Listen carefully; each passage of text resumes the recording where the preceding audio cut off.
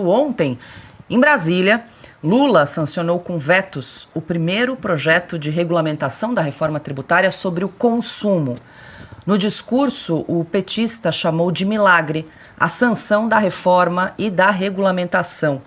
Segundo Lula, aprovar a reforma tributária só era possível em uma ditadura. Quem entende de história e quem entende de política sabe que só é possível aprovar uma coisa dessa magnitude num regime autoritário. No regime democrático era humanamente impossível aprovar. Quando você tem um regime autoritário, que você tem uma imprensa castrada, que você tem um sindicalismo castrado, que você tem uma sociedade aprisionada pela censura, você pode fazer qualquer coisa. Mas fazer o que nós fizemos num regime democrático, com um Congresso onde o meu partido só tinha 70 deputados e 9 senadores. Fazer isso com imprensa livre, com sindicato livre e com o empresário podendo falar o que quiser, demonstra, meu querido Pacheco, meu querido, Reginaldo, meu querido Eduardo Braga, que a democracia é a melhor forma de governança que existe no planeta Terra. Em meio à decisão tomada pelo Planalto de revogar o projeto que ampliava o monitoramento das transações via Pix, depois da repercussão do vídeo de Nicolas Ferreira com críticas à medida, nesse mesmo evento, Lula afirmou que o governo não deve ter medo de enfrentar as fake news. É por isso que nós não temos que ter medo de enfrentar a mentira.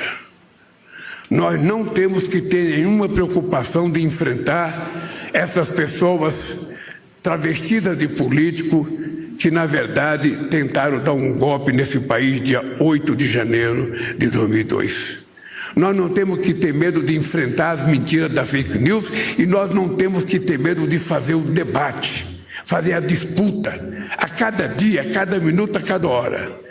Porque se a gente perde um sistema democrático que está correndo risco no mundo inteiro, a gente vai voltar a coisa que nós não queremos voltar, ao fascismo, ao nazismo e à violência e o desrespeito aos direitos humanos, à mulher, aos negros, aos pobres do mundo inteiro. Alexandre, Lula disse que o governo tem que ter medo de enfrentar as fake news, ele devia ter medo de enfrentar as news, né, desse governo, as informações. Olha, ele devia ter medo de enfrentar o Jaime Lerner se estivesse sentado ali do lado dele. Jaime Lerner disse, mas Lula, o que você está dizendo aí? Que fascismo é esse? Que nazismo é esse?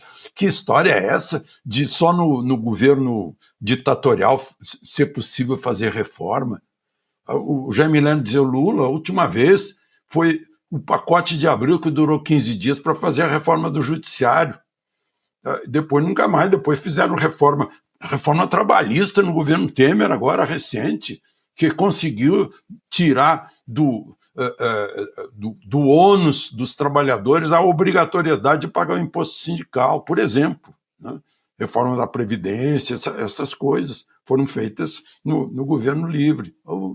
Mas Jaime Lerner já se foi, poderia tê-lo alertado a respeito disso. Agora, uma coisa aqui entre nós, só entre nós, faz 40 dias, mais ou menos, 40 dias, ou amanhã faz 40 dias, que supostamente ele cortou um pedacinho aqui do couro cabeludo para fazer aquela cirurgia para aliviar o hematoma.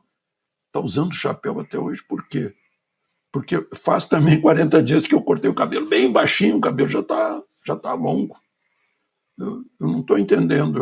Ou ele gostou da moda do Panamá e está usando esse Panamá equatoriano, né? Porque fica estranho, né? A pessoa de chapéu dentro de um recinto fechado. Meu avô me ensinou, disse, não se usa chapéu dentro de casa, né? Mas, enfim, imagino que ele já não tenha mais nada para esconder dentro da cabeça, ou fora da cabeça, né? No couro cabeludo. Mas, enfim, agora, essa fala aí, meu Deus do céu, né? E as pessoas aplaudem, né? O pessoal da corte está lá, os áulicos, que enganam a pessoa, né? Esse é o problema de o governo não querer discussão. Aí paga milhões, gasta milhões, para sustentar uma mídia, para aplaudir. Está se enganando. Porque essa mídia que aplaude está enganando. Porque deveria pagar para criticar. Porque a crítica é o melhor para qualquer pessoa. Para corrigir os rumos, para verificar os erros, para pensar onde errou e como não vai errar de novo. Isso é o crítico que alerta, que faz um bem enorme. O aplauso só engana. Paula. E aí, Piotr, o presidente Lula classificou como um milagre aí a sanção da reforma tributária, foi só elogios com o Pacheco, a gente até vai exibir alguns trechos aqui da fala do Pacheco com o Lula, nenhuma menção a Arthur Lira, que, quer queira, quer não, foi o grande articulador da reforma tributária, ainda que pese que seja muito ruim. Sim. Mas foi ele que articulou no Congresso. Aliás, é ruim porque ele atropelou.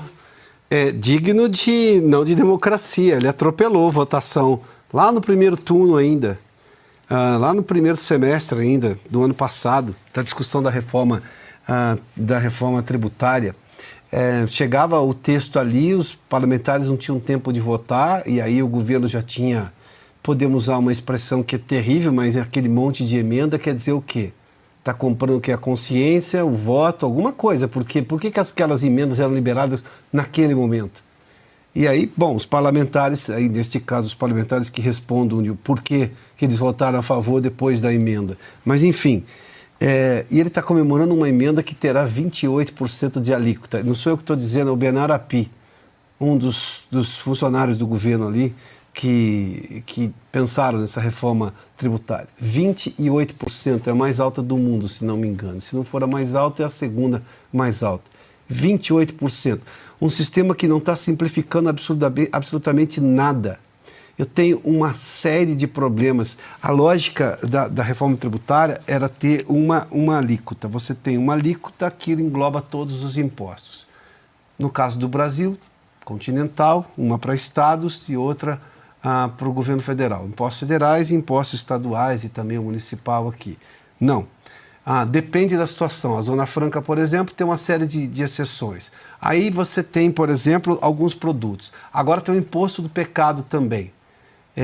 Ou seja, você tem uma série de coisas dessa reforma que, primeiro, não simplificou o processo. Dá uma ideia de simplificação, mas não é uma simplificação. Sem contar que você vai levar a carga tributária a 28%. 28%, sobretudo sobre os serviços, que vão pagar muito mais imposto do que outros setores. O maior empregador hoje no país é o setor de serviços. É uma reforma anti-emprego, a começar desse aspecto.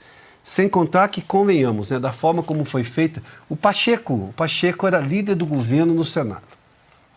Nas horas vagas, presidente do Senado.